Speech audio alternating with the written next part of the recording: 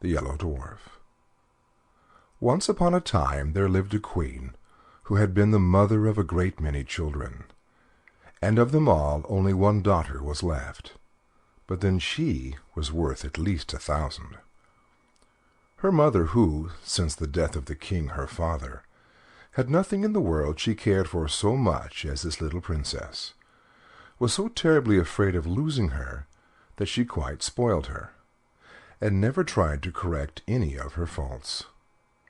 The consequence was that this little person, who was as pretty as possible, and was one day to wear a crown, grew up so proud and so much in love with her own beauty that she despised everyone else in the world. The queen, her mother, by her caresses and flatteries, helped to make her believe that there was nothing too good for her. She was dressed almost always in the prettiest frocks, as a fairy or as a queen going out to hunt, and the ladies of the court followed her, dressed as forest fairies. And to make her more vain than ever, the queen caused her portrait to be taken by the cleverest painters, and sent it to several neighboring kings with whom she was very friendly. When they saw this portrait, they fell in love with the princess, every one of them. But upon each it had a different effect. One fell ill, one went quite crazy, and a few of the luckiest set out to see her as soon as possible. But these poor princes became her slaves the moment they set eyes on her. Never has there been a gayer court. 20 delightful kings did everything they could think of to make themselves agreeable, and after having spent ever so much money in giving a single entertainment, thought themselves very lucky if the princess said, "That's pretty." All this admiration vastly pleased the queen.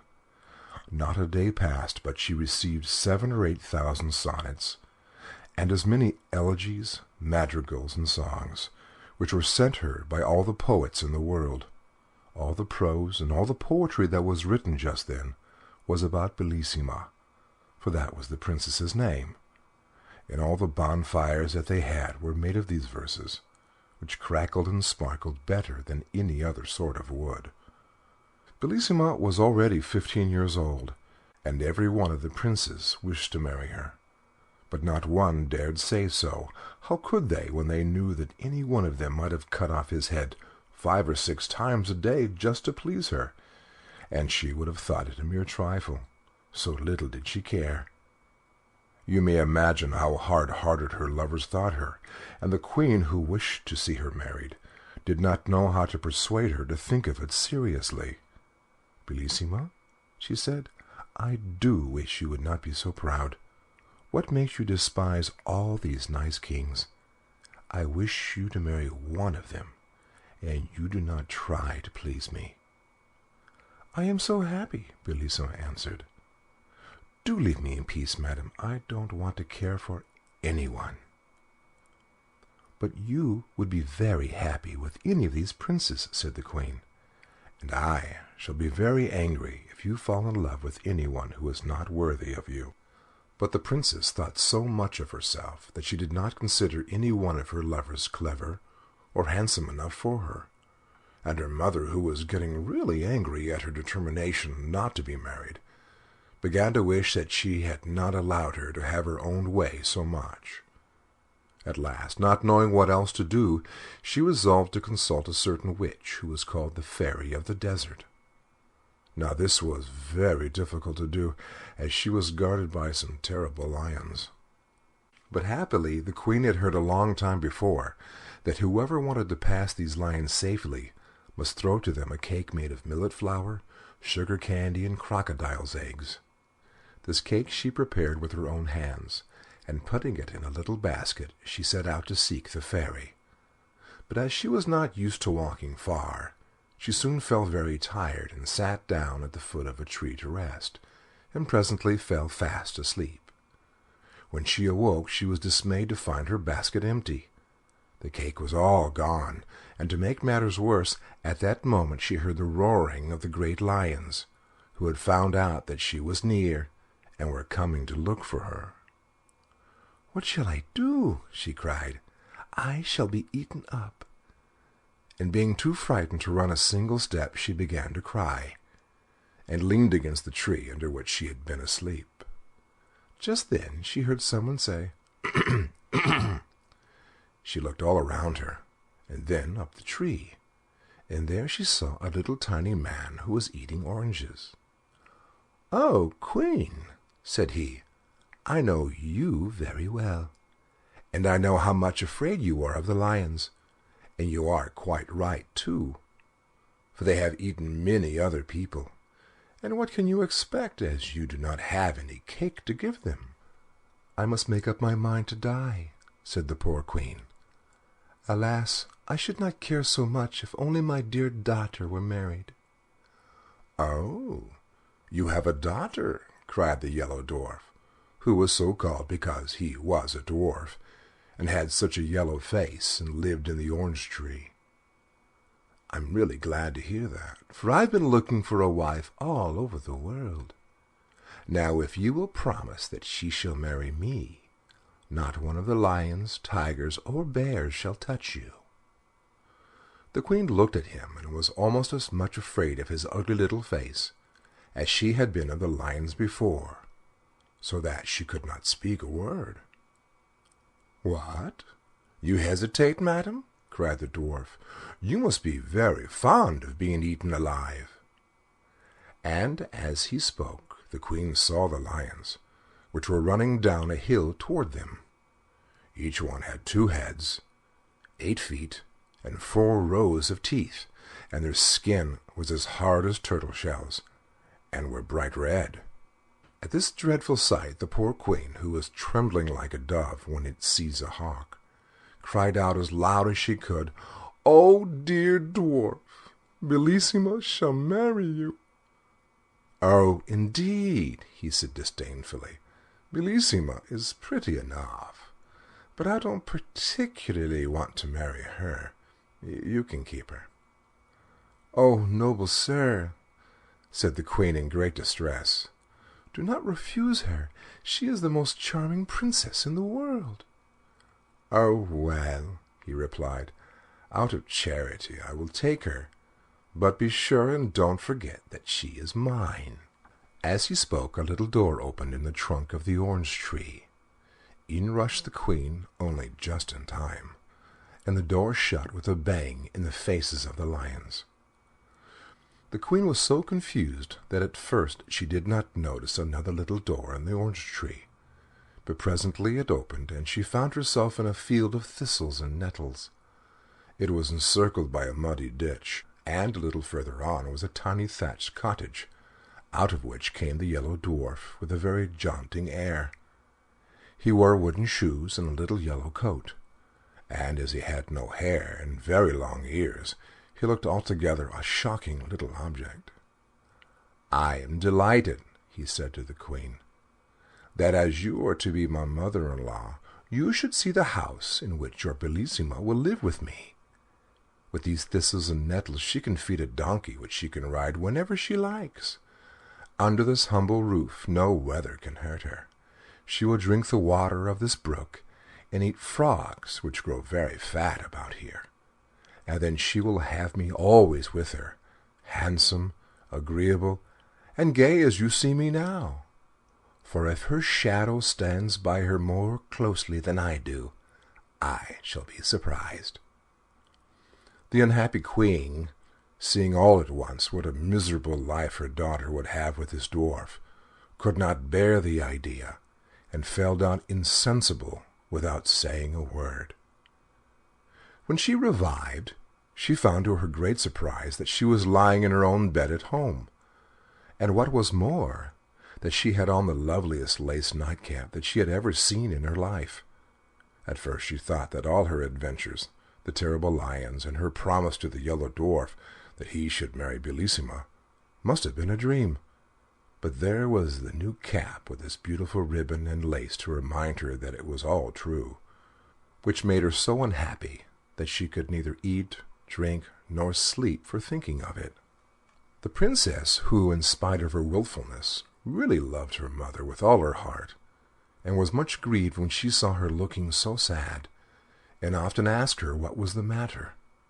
But the queen, who didn't want her to find out the truth, only said that she was ill, or that one of her neighbors was threatening to make war against her. Bellissima knew quite well that something was being hidden from her, and that neither of these was the real reason of the queen's uneasiness.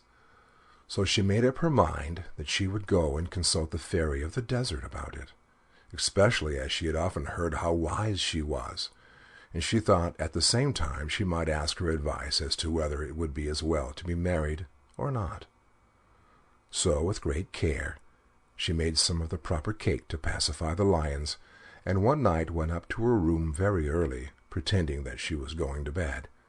But instead of that, she wrapped herself in a long white veil, and went down a secret staircase, and set off all by herself to find the witch. But when she got as far as that same fatal orange tree, and saw it covered with flowers and fruit, she stopped and began to gather some of the oranges, and then, putting down her basket, she sat down to eat them. But when it was time to go on again, the basket had disappeared, and though she looked everywhere, not a trace of it could she find. The more she hunted for it, the more frightened she got, and at last she began to cry. Then all at once she saw before her the Yellow Dwarf. "What's the matter with you, my pretty one?" said he. "What are you crying about?" "Alas," she answered, "no wonder that I am crying, seeing that I have lost the basket of cake that was to help me get safely to the cave of the fairy of the desert." "And what do you want with her, pretty one?"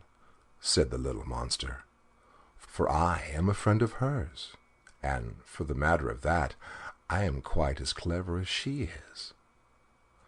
"The queen, my mother," replied the princess, "has lately fallen into such a deep sadness that I fear that she will die, and I am afraid that perhaps I am the cause of it, for she very much wishes me to be married, and I must tell you that as yet I have not found anyone I consider worthy to be my husband. So, for all these reasons, I wish to talk to the fairy." "Do not give yourself any further trouble, princess," answered the dwarf. "I can tell you all you want to know better than she could. The queen, your mother, has promised you in marriage." "Has promised me?" interrupted the princess. Oh, no, I'm sure she has not. She would have told me if she had. I am too much interested in the matter for her to promise anything without my consent. You must be mistaken."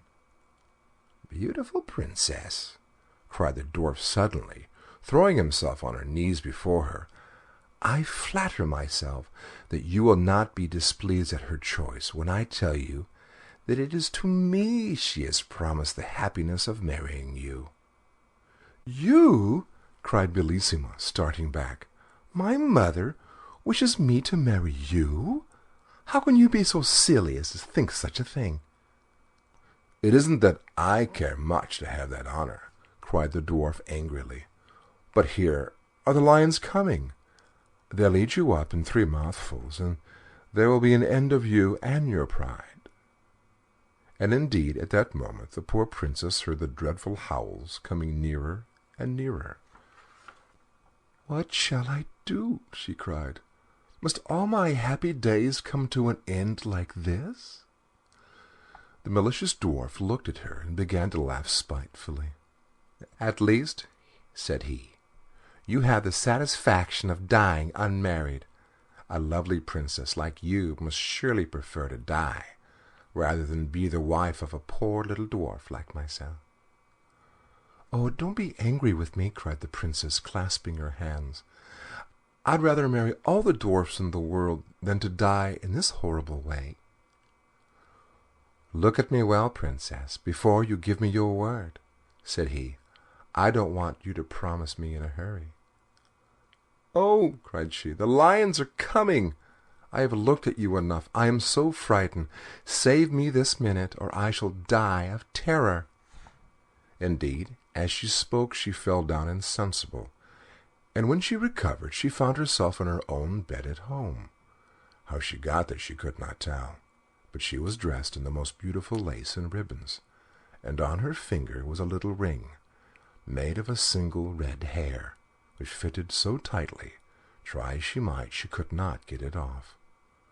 When the princess saw all these things and remembered what had happened, she too fell into the deepest sadness, which surprised and alarmed the whole court, and the queen more than anyone else.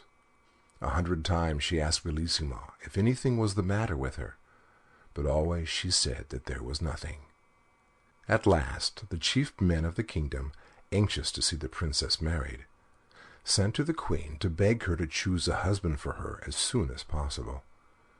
She replied that nothing would please her better, but that her daughters seemed so unwilling to marry, and she recommended them to go and talk to the princess about it themselves. So this they at once did. Now Bellissima was much less proud since her adventure with the Yellow Dwarf, and she could not think of a better way of getting rid of the little monster than to marry some powerful king. Therefore she replied to their request much more favorably than they had hoped, saying that though she was very happy as she was, still, to please them, she would consent to marry the king of the gold mines. Now he was a very handsome and powerful prince, who had been in love with the princess for years, but had not thought that she would ever care about him at all. You can easily imagine how delighted he was when he heard the news, and how angry it made all the other kings to lose forever the hope of marrying the princess. But, after all, Bellissima could not have married 20 kings. Indeed, she had found it quite difficult enough to choose one, for her vanity made her believe that there was nobody in the world who was worthy of her. Preparations were begun at once for the grandest wedding that had ever been held at the palace. The king of the gold mines sent such immense sums of money that the whole sea was covered with ships that brought it. Messengers were sent to all the gayest and most refined courts, particularly of the court of France, to seek out everything rare and precious to adorn the princess, although her beauty was so perfect that nothing she wore could make her look prettier. At least that is what the king of the gold mines thought, and he was never happy unless he was with her. As for the princess, the more she saw of the king, the more she liked him. He was so generous, so handsome and clever, that at last she was almost as much in love with him as he was with her. How happy they were as they wandered about in the beautiful gardens together, sometimes listening to sweet music, and the king used to write songs for Bellissima. This is the one that she liked very much. In the forest all is gay when my princess walks that way.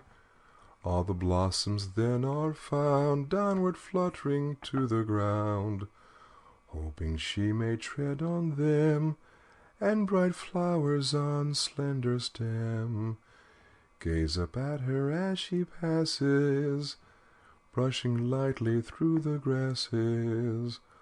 Oh, my princess, birds above echo back our songs of love, as through this enchanted land blithe we wander hand in hand. They were really as happy as the day was long. All the king's unsuccessful rivals had gone home in despair. They said good-bye to the princess so sadly that she could not help being sorry for them. "Ah, madam," the king of the gold mines said to her, "how is this? Why do you waste your pity on these princes, who love you so much that all their trouble would be well repaid by a single smile from you?" "I should be sorry," answered Bellissima, "if you had not noticed how much I pitied these princes who are leaving me forever. But for you, sire, it is very different.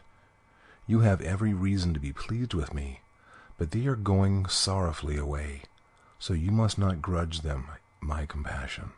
The king of the gold mines was quite overcome by the princess's good-natured way of taking his interference, and, throwing himself at her feet, he kissed her hand 1,000 times and begged her to forgive him. At last the happy day came. Everything was ready for Bellissima's wedding. The trumpets sounded, all the streets of the town were hung with flags and strewn with flowers, and the people ran in crowds to the great square before the palace. The queen was so overjoyed that she had hardly been able to sleep at all, and she got up before it was light to give the necessary orders, and to choose the jewels that the princess was to wear. These were nothing less than diamonds, even to her shoes, which were covered with them, and her dress of silver brocade was embroidered with a dozen of the sun's rays. You may imagine how much these had cost, but then nothing could have been more brilliant except the beauty of the princess. Upon her head she wore a splendid crown, her lovely hair waved nearly to her feet, and her stately figure could easily be distinguished among all the ladies who attended her. The king of the gold mines was not less noble and splendid. It was easy to see by his face how happy he was, and everyone who went near him returned loaded with presents, for all around the great banqueting hall had been arranged 1,000 barrels full of gold, and numberless bags made of velvet embroidered with pearls and filled with money, each one containing at least 100,000 gold pieces, which were given away to everyone who liked to hold out his hand, which numbers of people hastened to do, you may be sure. Indeed, some found this by far the most amusing part of the wedding festivities. The queen and the princess were just ready to set out with the king, when they saw, advancing toward them from the end of the long gallery, 2 great basilisks, dragging after them a very badly made box. Behind them came a tall old woman, whose ugliness was even more surprising than her extreme old age. She wore a ruff of black taffeta, a red velvet hood, and a farthingale all in rags, and she leaned heavily upon a crutch. The strange old woman, without saying a single word, hobbled 3 times round the gallery, followed by the basilisks, and then stopping in the middle, and brandishing her crutch threateningly, she cried, "Ho, ho, queen! Ho, ho, princess! Do you think you are going to break with impunity the promise that you made to my friend the Yellow Dwarf? I am the fairy of the desert. Without the Yellow Dwarf and his orange tree, my great lions would soon have eaten you up, I can tell you. And in fairyland we do not suffer ourselves to be insulted like this. Make up your minds at once what you will do, for I vow that you shall marry the Yellow Dwarf. If you don't, may I burn my crutch." "Ah, princess," said the queen, weeping, "what is this that I hear? What have you promised?" "Ah, my mother," replied Bellissima sadly, "what did you promise yourself?" The king of the gold mines, indignant at being kept from his happiness by this wicked old woman, went up to her, and threatening her with his sword, said, "Get away out of my country at once, and forever, miserable creature, lest I take your life, and so rid myself of your malice." He had hardly spoken these words when the lid of the box fell back on the floor with a terrible noise, and into their horror out sprang the Yellow Dwarf, mounted upon a great Spanish cat. "Rash youth!" he cried, rushing between the fairy of the desert and the king. "Dare to lay a finger on this illustrious fairy? Your quarrel is with me only. I am your enemy and your rival. That faithless princess who would have married you is promised to me. See if she has not upon her finger a ring made of one of my hairs. Just try to take it off, and you will soon find out that I am more powerful than you are." "Wretched little monster," said the king, "do you dare to call yourself the princess's lover, and to lay claim to such a treasure? Do you know that you are a dwarf, that you are so ugly that one cannot bear to look at you, and that I should have killed you myself long before this, if you had been worthy of such a glorious death?" The Yellow Dwarf, deeply enraged at these words, set spurs to his cat, which yelled horribly, and leaped hither and thither, terrifying everybody except the brave king, who pursued the dwarf closely till he, drawing a great knife with which he was armed, challenged the king to meet him in single combat, and rushed down to the courtyard of the palace with a terrible clatter. The king, quite provoked, followed him hastily, but they had hardly taken their places facing one another, and the whole court had only just had time to rush out upon the balconies to watch what was going on, when suddenly the sun became red as blood, and it was so dark that they could scarcely see at all. The thunder crashed, and the lightning seemed as if it must burn up everything. The two basilisks appeared, one on each end of the bad dwarf, like giants, mountains high, and fire flew from their mouths and ears until they looked like flaming furnaces. None of these things could terrify the noble young king, and the boldness of his looks and actions reassured those who were looking on, and perhaps even embarrassed the Yellow Dwarf himself. But even his courage gave way when he saw what was happening to his beloved princess. For the fairy of the desert, looking more terrible than before, mounted upon a winged griffin, and with long snakes coiled round her neck, had given her such a blow with the lance she carried that Bellissima fell into the queen's arms bleeding and senseless.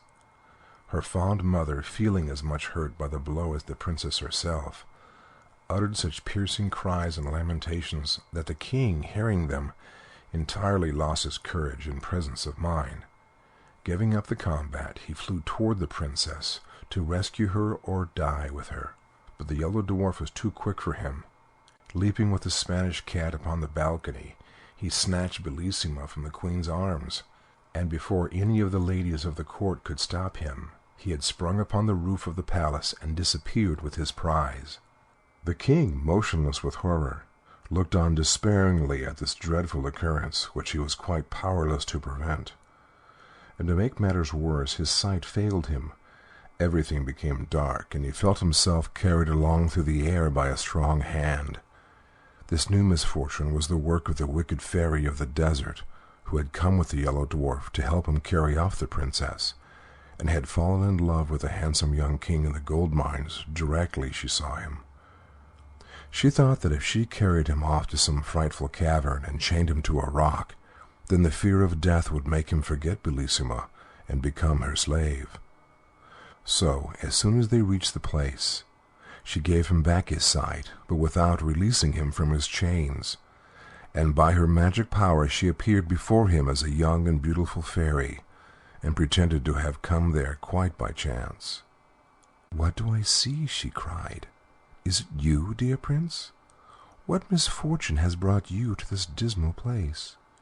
The king, who was quite deceived by her altered appearance, replied, "Alas, beautiful fairy, the fairy who brought me here first took away my sight, but by her voice I recognized her as the fairy of the desert, though what she should have carried me off for I cannot tell you." "Ah," cried the pretended fairy, "if you have fallen into her hands, you won't get away until you have married her. She has carried off more than one prince like this, and she will certainly have anything she takes a fancy to." While she was thus pretending to be sorry for the king, he suddenly noticed her feet, which were like those of a griffin, and knew in a moment that this must be the fairy of the desert, for her feet were the one thing she could not change, however pretty she might make her face. Without seeming to have noticed anything, he said in a confidential way, "Not that I have any dislike for the fairy of the desert, but I really cannot endure the way in which she protects the Yellow Dwarf, and keeps me chained here like a criminal.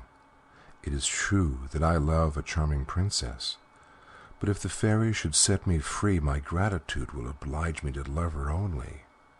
"Do you really mean what you say, prince?" said the fairy, quite deceived.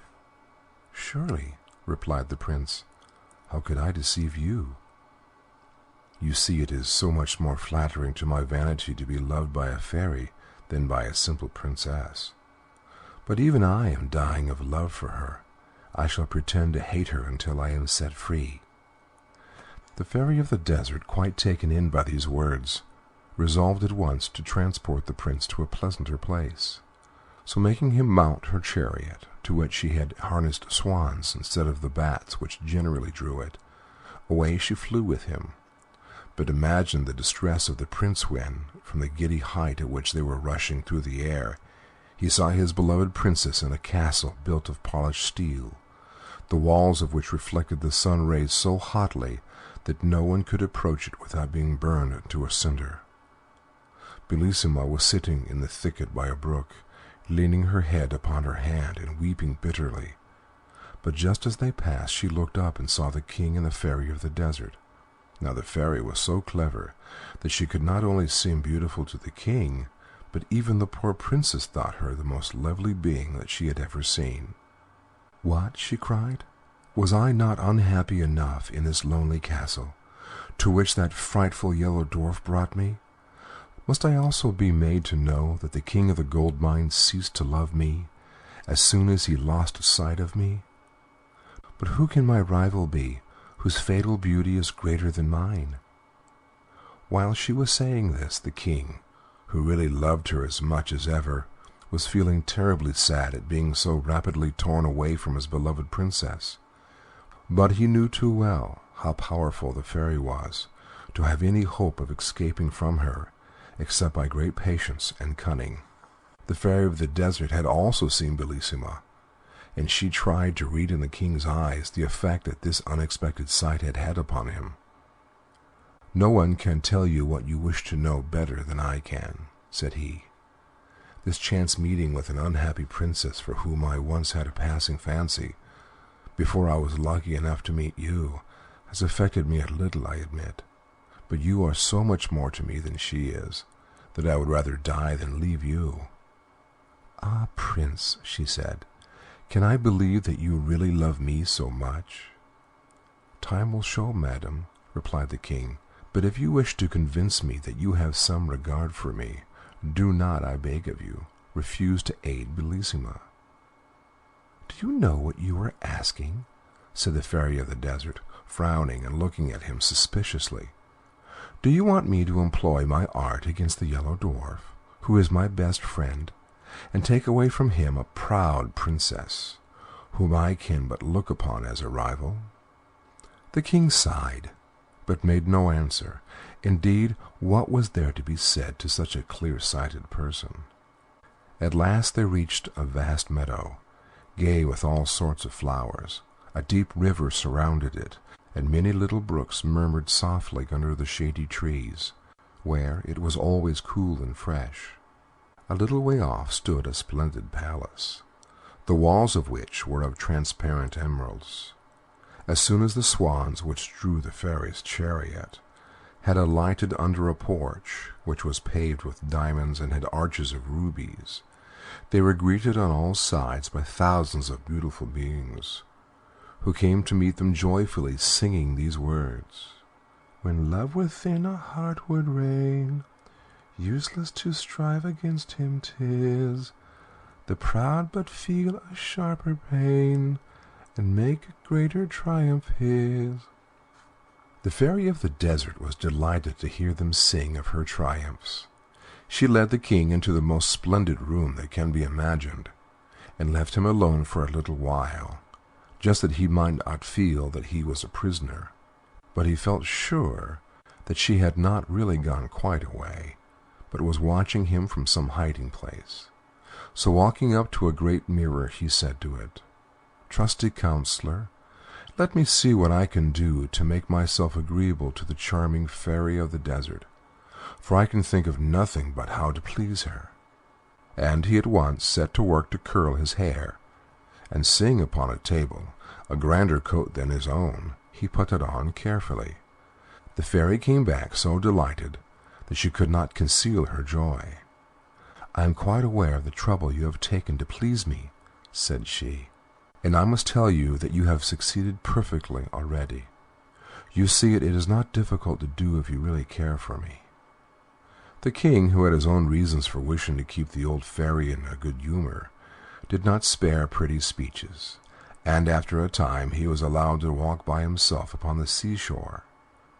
The fairy of the desert had, by her enchantments, raised such a terrible storm that the boldest pilot would not venture out in it, so she was not afraid of her prisoners being able to escape, and he found it some relief to think sadly over his terrible situation, without being interrupted by his cruel captor.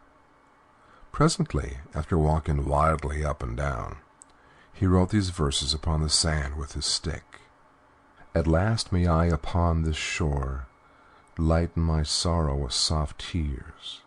Alas, alas, I see no more my love who yet my sadness cheers. And thou, O raging stormy sea, stirred by wild winds from depth to height, thou holdest my loved one far from me, and I am captive to thy might. My heart is still more wild than thine, for fate is cruel unto me. Why must I thus in exile pine? Why is my princess snatched from me? O lovely nymphs from ocean caves, who know how sweet true love may be, come up and calm the furious waves, and set my desperate lover free. While he was still writing, he heard a voice which attracted his attention in spite of himself. Seeing that the waves were rolling in higher and higher, he looked all around, and presently saw a lovely lady floating gently toward him upon the crest of a huge billow. Her long hair spread all about her. In one hand she held a mirror, and in the other a comb, and instead of feet she had a beautiful tail like a fish, with which she swam. The king was struck dumb with astonishment at this unexpected sight, but as soon as she came within speaking distance, she said to him, "I know how sad you are at losing your princess, and being kept a prisoner by the fairy of the desert. If you like, I will help you to escape from this fatal place, where you may otherwise have to drag on a weary existence for 30 years or more." The king of the gold mines hardly knew what answer to make to this proposal, not because he did not wish very much to escape, but he was afraid that this might be only another device by which the fairy of the desert was trying to deceive him. As he hesitated, the mermaid, who guessed his thoughts, said to him, "You may trust me, I am not trying to entrap you. I am so angry with the Yellow Dwarf and the fairy of the desert that I am not likely to wish to help them, especially since I constantly see your poor princess, whose beauty and goodness make me pity her so much. And I tell you that if you will have confidence in me, I will help you to escape." "I trust you absolutely," cried the king, "and I will do whatever you tell me. But if you have seen my princess, I beg of you to tell me how she is, and what is happening to her." "We must not waste time in talking," said she. "Come with me, and I will carry you to the castle of steel, and we will leave upon this shore a figure so like you that even the fairy herself will be deceived by it." So saying, she quickly collected a bundle of seaweed, and blowing it 3 times, she said, "My friendly seaweeds, I order you to stay here stretched upon the sand until the fairy of the desert comes to take you away." And at once the seaweeds became like the king, who stood looking at them in great astonishment, for they were even dressed in a coat like his, but they lay there pale and still as the king himself might have lain if one of the great waves had overtaken him and thrown him senseless upon the shore. And then the mermaid caught up the king, and away they swam joyfully together. "Now," said she, "I have time to tell you about the princess. In spite of the blow which the fairy of the desert gave her, the Yellow Dwarf compelled her to mount behind him upon his terrible Spanish cat. But she soon fainted away with pain and terror, and did not recover till they were within the walls of his frightful castle of steel. Here she was received by the prettiest girls it was possible to find, who had been carried there by the Yellow Dwarf, who hastened to wait upon her and showed her every possible attention. She was laid upon a couch covered with cloth of gold, embroidered with pearls as big as nuts." "Ah," interrupted the king of the gold mines, "if Bellissima forgets me and consents to marry him, I shall break my heart." "You need not be afraid of that," answered the mermaid. "The princess thinks of no one but you, and the frightful dwarf cannot persuade her to look at him." "Pray go on with your story," said the king. "What more is there to tell?" replied the mermaid. "Bellissima was sitting in the wood when you passed, and saw you with a fairy of the desert, who was so cleverly disguised that the princess took her to be prettier than herself. You may imagine her despair, for she thought that you had fallen in love with her." "She believes that I love her?" cried the king. "What a fatal mistake! What is to be done to undeceive her?" "You know best," answered the mermaid, smiling kindly at him. "When people are in as much love as one another as you two are, they don't need advice from anyone else." As she spoke, they reached the castle of steel, the side next to the sea being the only one which the Yellow Dwarf had left unprotected by the dreadful burning walls.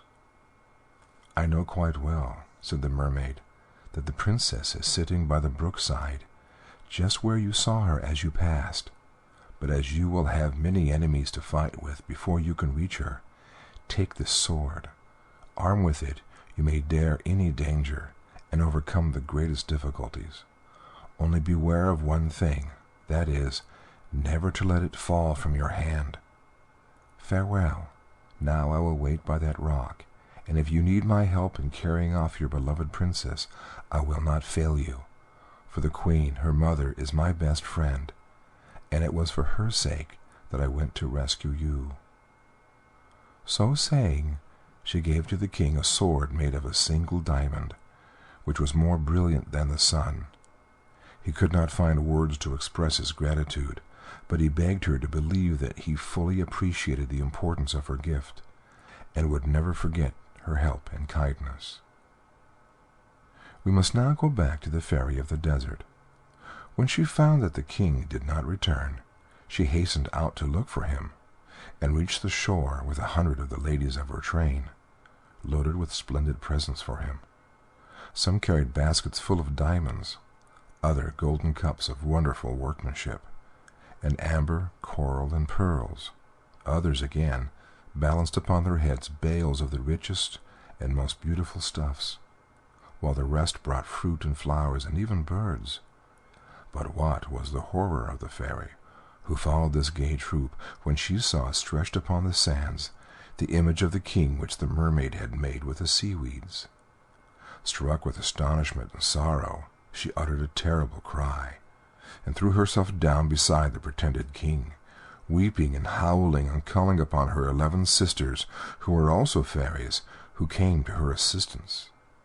But they were all taken in by the image of the king, for clever as they were, the mermaid was still cleverer, and all they could do was to help the fairy of the desert to make a wonderful monument over what they thought was the grave of the king of the gold mines.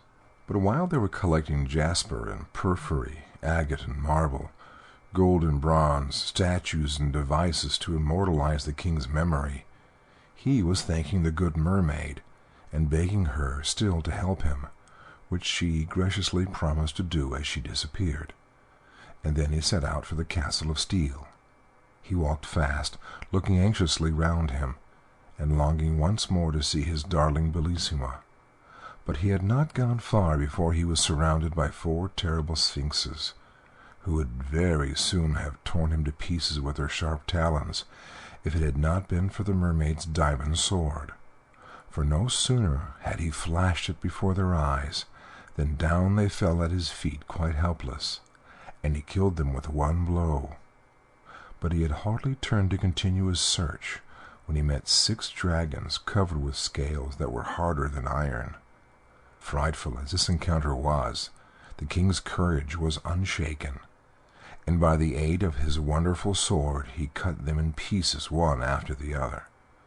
Now he hoped his difficulties were over, but at the next turning he was met by one which he did not know how to overcome. 24 pretty and graceful nymphs advanced toward him, holding garlands of flowers, with which they barred the way. "Where are you going, Prince?" they said. "It is our duty to guard this place, and if we let you pass, great misfortunes will happen to you and us. We beg you not to insist upon going on. Do you want to kill 24 girls who have never displeased you in any way?" The king did not know what to do or to say, but as he hesitated, a voice in his ear said, "Strike, strike, and do not spare. or your princess is lost forever." So, without reply to the nymphs, he rushed forward instantly, breaking their garlands and scattering them in all directions, and then went on without further hindrance to the little wood where he had seen Bellissima. She was seated by the brook, looking pale and weary when he reached her, and he would have thrown himself down at her feet, but she drew herself away from him with as much indignation as if he had been the Yellow Dwarf. "Ah, Princess," he cried, "do not be angry with me. Let me explain everything. I am not faithless or to blame for what has happened. I am a miserable wretch who has displeased you without being able to help myself." "Ah," cried Bellissima, "did I not see you flying through the air with the loveliest being imaginable? Was that against your will?" "Indeed it was, Princess," he answered. "The wicked fairy of the desert, not content with chaining me to a rock, carried me off in her chariot to the other end of the earth, where I should even now be a captive but for the unexpected help of a friendly mermaid, who brought me here to rescue you, my princess, from the unworthy hands that hold you. Do not refuse the aid of your most faithful lover." So saying, he threw himself at her feet and held her by her robe. But, alas, in so doing he let fall the magic sword, and the Yellow Dwarf, who was crouching behind a lettuce, no sooner saw it than he sprang out and seized it, well knowing its wonderful power. The princess gave a cry of terror on seeing the dwarf, but this only irritated the little monster. Muttering a few magical words, he summoned 2 giants who bound the king with great chains of iron. "Now," said the dwarf, "I am master of my rival's fate, but I will give him his life and permission to depart unharmed if you, princess, will consent to marry me." "Let me die 1,000 times rather," cried the unhappy king. "Alas!" cried the princess, "must you die? Could anything be more terrible?" "That you should marry that little wretch would be far more terrible," answered the king. "At least," continued she, "let us die together." "Let me have the satisfaction of dying for you, my princess," said he. "Oh, no, no," she cried, turning to the dwarf. "Rather than I will do as you wish." "Cruel princess," said the king, "would you make my life horrible to me by marrying another before my eyes?" "Not so," replied the Yellow Dwarf. "You are a rival of whom I am too much afraid. You shall not see our marriage." So saying, in spite of Bellissima's tears and cries, he stabbed the king to the heart with a diamond sword. The poor princess, seeing her lover lying dead at her feet, could no longer live without him. She sank down by him and died of a broken heart. So ended these unfortunate lovers, whom not even the mermaid could help, because all the magic power had been lost with the diamond sword. As for the wicked dwarf, he preferred to see the princess dead rather than married to the king of the gold mines, and the fairy of the desert, when she heard of the king's adventures, pulled down the grand monument which she had built, and was so angry at the trick that had been played her, that she hated him as much as she had loved him before. The kind mermaid, grieved at the sad fate of the lovers, caused them to be changed into 2 palm trees, which stand always side by side, whispering together of their faithful love, and caressing one another with their interlacing branches. End of story.